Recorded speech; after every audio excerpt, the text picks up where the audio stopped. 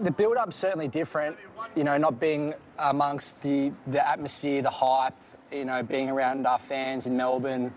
Not that it feels like a home and away season, because the expectation, the stakes are a lot higher, and the playing group understand that. But yeah, just not having that or being exposed to the excitement and atmosphere of finals, and particularly a prelim, is something that is lacking. It's an exciting time for the footy club. I'm a little bit nervous at the moment, but I think it's a good time to start getting nervous. The way we've sort of had the last 2 weeks has been good. The first week was sort of just relaxing time, focus on your recovery, sleep, not doing too much about footy, real low-level stuff. But the last week's been really, really good. We've ramped it up. We've got our education back. And yeah, it's been an exciting time for the footy club and for our fans. The resort life, we're very enclosed here and there's not much you can do. I mean, people are walking the car park continuously. Goody's done I think he's up to about 1,000 laps in 9 days. But now the sense of footy is back and the sense of normality is back in our week, and focusing on Geelong, we know who we're playing, and that gives us a lot to do. I think as a coach, you're always losing sleep. They're hard games to get to, and you work incredibly hard to get to the position you're in. And now it's about really maximising your opportunities. So, as a coach, you want to make sure you get everything right in place. Your team's in a good mindset and you're ready to go. And we certainly feel as a footy club we've got a lot of pieces in the right places, and we feel well prepared. But that doesn't mean you sleep any better. Things happen in games, and you need a little bit of luck. Viney, Petrarca, Gawn and Goodwin, your leaders. Give us a feel for the Melbourne nation on this Wednesday morning. 0433 98 11 16. We'll go straight to your leader, shall we? The Chief Executive, Gary Pert, over in Perth. Gary, great to have you back on the program. Hey, Jared. What's your sense of your Demon Nation a couple of days out from a prelim? Well, over here in Perth, I think the players and coaches are in really good shape. We've had a couple of weeks. The first week, was very much about recovery physically and psychologically, but it is starting to ramp up this week, and we've had a couple of big sessions to make sure everyone's in a good place, and they seem to be. But as we've talked about it quite a bit. As a total club, it is very difficult to get your head around the fact that we're not able to be sharing with this with our supporters and members in the same way. We'd love to be at the MCG, but you nearly have to put that out of your mind and just stay focused on the reality of what we're dealing with right at the moment. Because it's not hard to imagine, Gary, is it, what Friday night would be with Melbourne and Geelong, given the ancient rivalry and what that would look like in a prelim? Look, I think the whole season, we've been on top of the ladder a big part of the season, and they would have been blockbuster games, and then the first final would have been a huge crowd, and in Melbourne, with the majority of the supporters being Melbourne people. Our supporters are certainly up and about, and they're swamping us with messages and emails and letters. It's been fantastic. So, but as we talked about, if you focus on that, it can be de-energising, because it is frustrating. So very much we look at it and go, the best thing we can do for our supporters is keep on winning, playing a style of footy that they're proud of, and so that becomes our focus.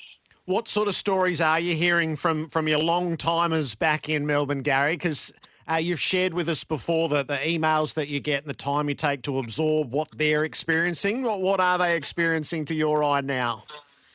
It's a very emotional time, and, I don't think I've seen communications in all my time in footy where a lot of people are saying, this is during the shutdown where we have so many people feeling isolated, the way they're expressing the importance of the club over the last 6 months in helping them deal with the challenges they're experiencing in life, and how important that is. Grown men admitting that they're crying after games, and supporters saying this is the best they've felt in 30, 40 years of supporting the club. It seems to be a very emotional time, and we pass a lot of that on to the players, and they need to be in touch in who they're representing every time they go out to play. So we understand, and at the same time, we need to be very realistic and very focused on the fact that every game you play in the finals, including this weekend, you're up against highly talented teams that are we've got the highest respect for a team like Geelong, and we know it's going to be a huge battle. But we feel that if we play our best on the day, we can do what our supporters are hoping we can do. And in the correspondence, Gary, have you heard stories from Melbourne fans exploring quarantine or repatriation or anything?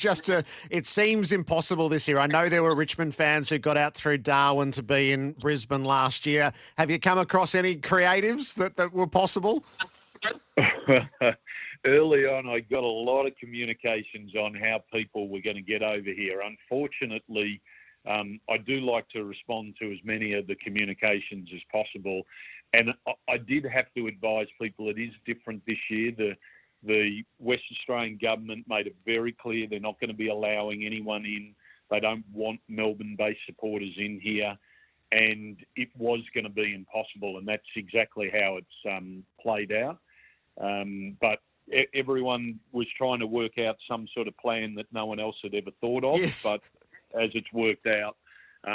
But we've also got to keep in mind that we've got a really strong, passionate supporter base here. It'll only be 1,000 or maybe 2,000 people who are the Western Demons that are really great supporters. So we'll look to engage with them as soon as we get out of isolation.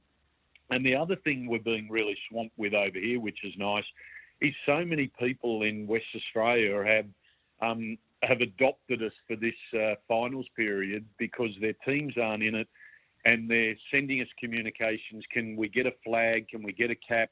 We love what you guys are doing. We're right behind you. And these aren't Melbourne supporters, but I just think they want to see us do well. And I don't have any doubt we're actually going to have a lot of support this weekend. And a lot of it will be from West Australian people that have just jumped on board and want to be part of our journey at the moment. What was the initiative that you announced, Gary, yesterday where the WA Demons members sort of almost literally carrying on their hearts those who can't be here? Yeah, that's right. So we've got so many supporters in Melbourne that would love to be here, and West Australians were saying, if you want to represent our supporters in Melbourne, let us know. We'll get their names. We'll send it across, and you can wear their name on a badge at the ground. We're doing a lot. We'll be lighting up the ground in red and blue and the walkway across the river. We've got a bus that we've signed up that'll come through the city in red and blue, and we're calling it the bandwagon bus. And Melbourne people that are going to the game can book and jump on that bus to get here. We're shipping over as many flags and caps and blue and red, really anything, to get it over here and for people to take to the game. So we really want to make it feel as much as possible as a big support, nearly like a home game for us, and it feels like it's going to play out that way. And it's been lovely to see Ron Barassi on the various news services back here, Gary. Sort of, he holds the candle for Melbourne. I suspect you sent him a care package of all the latest merchandise to carry the torch. Yeah, look, we all love Ron, and he's just amazing. He comes to every game. He comes to every function. And he's just a great supporter, and he always has beautiful words to tell to the players and the coaches before big games, and we're in constant communication. And let's face it, we'd love him to be here as part of all the games here, but it's impossible. He knows that, and he's been sending messages.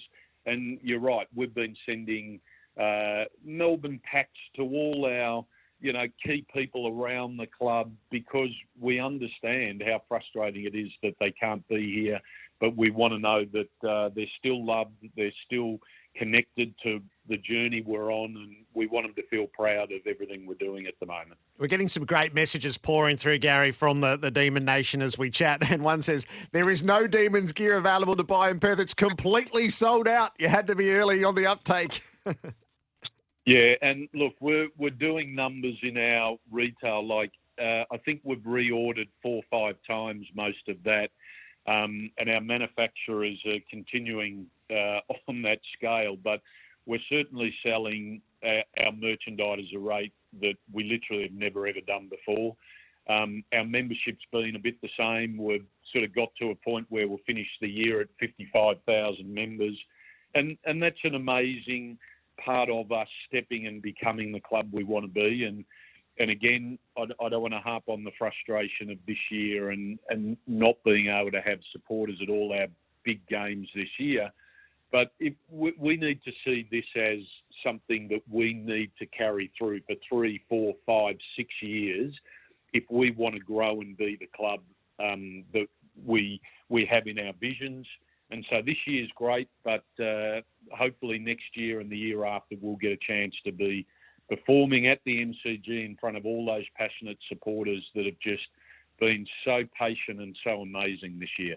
Part of the journey of those fans, Gary, is when they fully embraced the idea that this was not just a source of optimism, but something that you could believe in and have confidence in. I just wonder, from your perspective, living it right at the coalface, were there moments in the season where you went, okay, we are a legit top side here, rather than just having a good phase? Yeah, look, I talked to you at the start of the year and to your listeners about the fact we did the review at the end of last year, and part of that review was identifying we've just got this amazingly talented list, and we needed to make some changes around that list to support it in terms of the coaching and the leadership of the program. But we always had confidence in what they were capable of doing.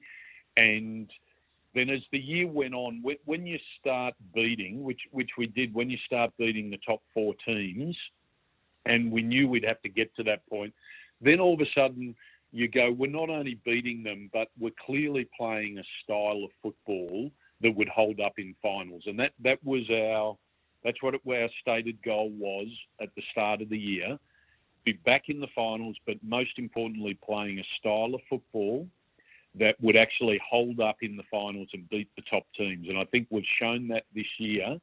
And when we started to do that during the year, I knew if we could keep our players fit and the program in place, we'd be right up there at the end of the year. And we've had an amazing run with injuries. We've largely kept our player group fit, and it puts us in a pretty good place at the moment.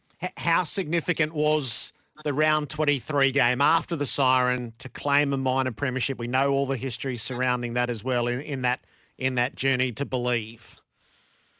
Well, I think it was important, and I'm saying for the whole club. I think for supporters, I think nearly in the footy world, for us to finish the year as the minor premiers, you then couldn't doubt that we were a serious contender. And again, the way we did it nearly maximised the emotional impact of that as well. And you saw the player group, rest assured, in the rooms with the coaches and all the staff, we were just as excited. But I think the whole club nearly exploded emotionally at that point. Yep. The excitement, finished on top, we're going in the finals, and it nearly went from, this is exciting, we're going to make the finals, to so many people going, I'm really, as hard as this is to admit, I think that we're capable of beating any team in it, and that's carried all the way through. So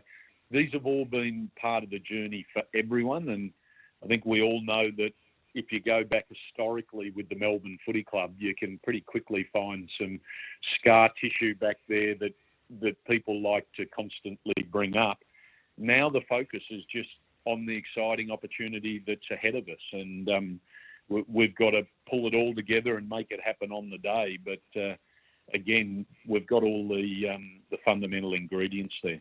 And the job that Simon Goodwin has done, I noticed today there's the start of reports as to when and how you might go about the process of re-signing him through to, so he's contracted to the end of next year, and he's done the job magnificently for you this year after the review that you conducted. What is your approach to that? Well, firstly, I want to just say, Goody's coaching, I think, has been magnificent this year, and I think he's surrounded by a really good team that is, because I tend to look at the coaching team rather than any particular individual. And I think, Adam Uze and Choco Williams coming into the mix with Alan Richardson and Troy Chaplin and Greg Stafford, as a coaching group, I'm watching them, the way they perform, the way they handle the big moments, the way they prepare for games. And it is a bit chalk and cheese from last year. I think they're just in really good form as a coaching group themselves. In regards to recontracting Goody, it's probably the last thing on our minds for any of us. We're on this roller coaster of just getting through each day. It's things like, it's a daily thing for us not to even know where we're going to be training, or things being changed by the AFL, or these changing dynamics. Any of that sort of planning stuff for next year, we'll deal with it when we got time. But right at the moment, we're just 100% focused on setting ourselves for the weekend and trying to stay in the mix and give ourselves another 2 weeks to prepare after that. Gary, the one pure footy question is, has Joel Smith strained his hamstring, and is he out of Friday night? So I think we had a pretty big session yesterday, and everyone got through it really well. But I do know that they'll be just looking at Smitty's leg. The one thing that we can do, because we've had a couple of weeks in preparation, is you can afford to be pretty conservative with any sort of sore spots with players. So anyone that's feeling any sort of discomfort, we've taken off and looked after. So, at this stage, it's still pretty early in the week. They'll just have to look at him, see if it settles down, and we'll see how it plays out. But we don't have a view either way. The good thing is he's the only one with a question mark on at the moment. Everyone else is fighting fit and ready to go. How do you reckon you'll go as a spectator on in a preliminary final? So you've had a little bit of experience of it, a lot of experience at Collingwood, and now here you are as the chief executive of a team in a prelim. Will you brace yourself for the night? Oh, yeah, look, to be quite honest, I find it really difficult because I'm sitting there, I'm part of it, I know what this means to so many people around the club, the supporters, the players, yet you're sitting there and you can't do anything about it. The players and coaches have got the easy part because they can actually do something about what's happening on the ground. The rest of us just sit there and be nervous and just have to deal with it and watch it. So, yeah, I must admit, I wouldn't say I enjoy those big games, and I won't enjoy it on the weekend. It is a bit of a nerve-wracking time. And again, I just know emotionally how important this is to so many people. You're just constantly thinking of that. Gary, it's great to catch up at such a moment. Thanks a lot for taking the call. Great. Thanks, Jared. Good on you. Gary Pert, the chief executive of Melbourne. So that's how the Demon Nation feels at the top.